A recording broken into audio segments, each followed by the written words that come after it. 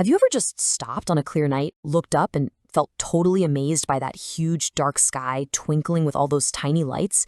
Well, today we're going to take a journey through that very sky, a beginner's guide to figure out what we're really looking at up there. So let's start our story here, in a place with some of the clearest skies on the entire planet. This is Youngdahl and Dorje. For them, stargazing isn't just something to do. It's what they love to do, watching this incredible light show pop up every single night. It's a great reminder that no matter where we live, we all look up at the same sky. I bet you've done this. You look up, you find the brightest stars, and your imagination just kicks in, drawing lines between them, trying to find a shape or maybe an animal. Well, Youngdahl and Dorje do the exact same thing. And honestly, it's a game people have been playing for thousands and thousands of years.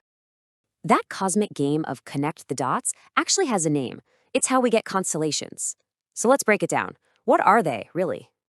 Okay, so a constellation is basically a pattern we see in the stars from our point of view. Now, what's wild is that these stars aren't actually grouped together in space. They can be unbelievably far apart from each other.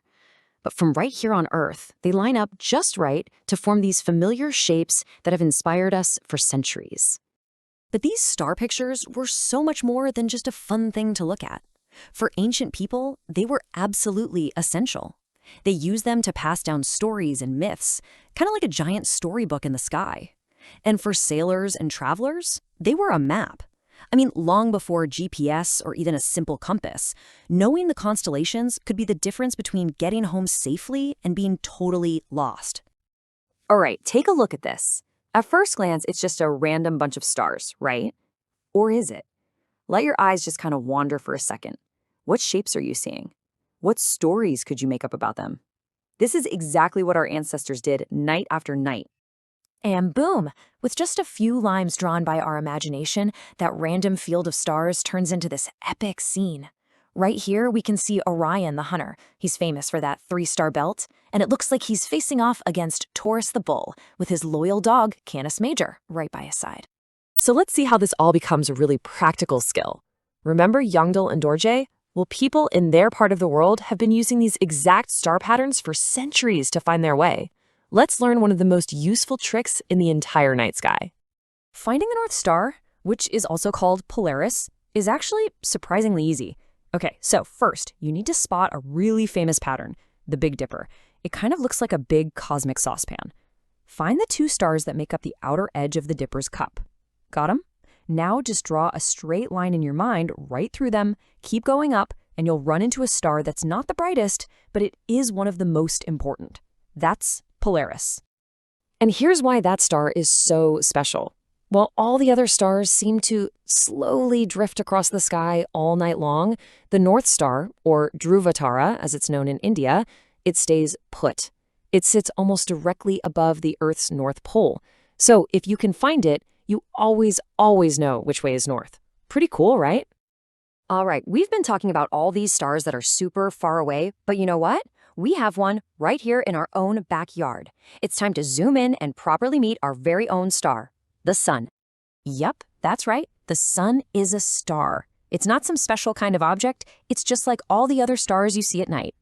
But because it's so close to us, it's the source of almost all the energy here on Earth, giving us the light and warmth we need to live.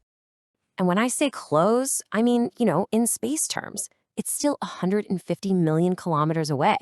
To give you some perspective, a commercial airplane flying non-stop would take over 17 years to get there. That incredible distance is the only reason this gigantic ball of fire looks like a manageable size in our sky.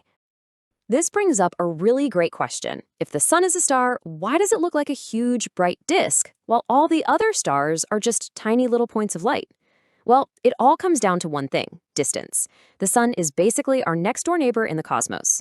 The next closest star is over 260,000 times farther away. That's why the sun lights up our whole day, and the others are just those beautiful twinkles we see at night. The sun isn't out there all alone, though. It's the center of a whole cosmic family. So let's take a quick tour and meet our neighbors, the planets. So welcome to this solar system. This is our little corner of the universe. Right in the middle, you've got the sun. Then, orbiting around it are 8 planets, all their many moons, a big belt of rocky asteroids, and these icy comets zipping around. And the sun's massive gravity is what holds the whole thing together. Our solar system kind of has 2 different neighborhoods. Closer to the sun, we've got the inner planets, Mercury, Venus, our home Earth, and Mars. They're all pretty small, rocky, and solid. Then, way out in the outer solar system, you've got the gas giants, Jupiter, Saturn, Uranus, and Neptune. These guys are enormous, made mostly of gas, and they all have rings. A few of our neighbors have some really cool nicknames. Mars gets its reddish glow from all the iron in its soil, which is why we call it the red planet.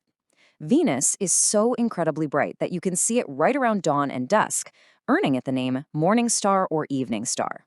And of course, from space, our home, covered in all that water, is the beautiful blue planet. And we definitely can't forget our closest companion in space, the moon. It's Earth's natural satellite, which is just a fancy way of saying it's a natural object that orbits our planet. Its surface is covered in all those craters, which are like scars left behind from billions of years of impacts from asteroids and comets. And then you have the real travelers of the solar system, comets. The best way to think of them is like giant dirty snowballs made of ice, dust, and rock. As they swing closer to the sun, all that ice heats up and turns into gas, creating that absolutely beautiful long tail that streams behind them from millions of miles. So, we've had a nice little tour of our solar system, but what's beyond that? Well, it's time to zoom all the way out and really see our place in the bigger picture. Get this, our entire solar system, the sun, all 8 planets, everything we've talked about is just one tiny, tiny speck inside a gigantic city of stars called the Milky Way galaxy. Our galaxy alone has hundreds of billions of other stars, and a lot of them probably have their own families of planets too. You can think of it like our cosmic address. We live on planet Earth. Earth is in the solar system is in the Milky Way galaxy, and the Milky Way is just one of billions of galaxies in the vast, incredible universe. And that leaves us with one final, totally mind-bending thought. We've just seen how enormous everything is.